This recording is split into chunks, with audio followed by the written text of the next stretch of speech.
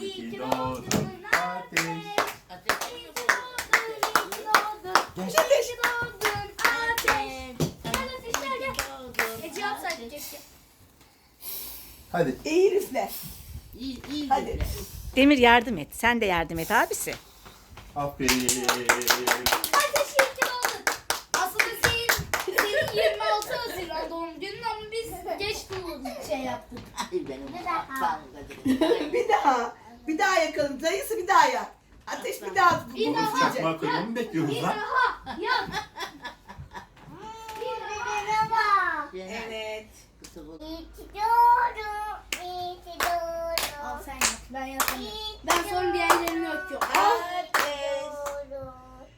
İyi ki doğdun Şunu da Ateş. Aa, İyi ki doğdun.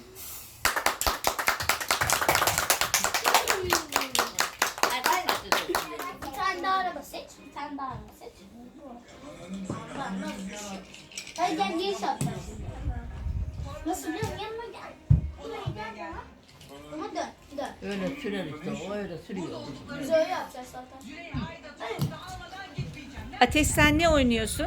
Araba. Kiminle oynuyorsun? Araba parçalandı. Kiminle oynuyorsun Ateşciğim? Evet. Ne oldu arabaya? Bozuldu. Araba bozuldu. Ne olacak şimdi? Tamir yapacağız. Tamir yapacaksınız. Abisi. Kırıl araba. Kırılsana. Heh. Hadi Ateş. Hadi Ateş Usta. Hadi Ateş Usta. Ne yapacağız? Bir tamir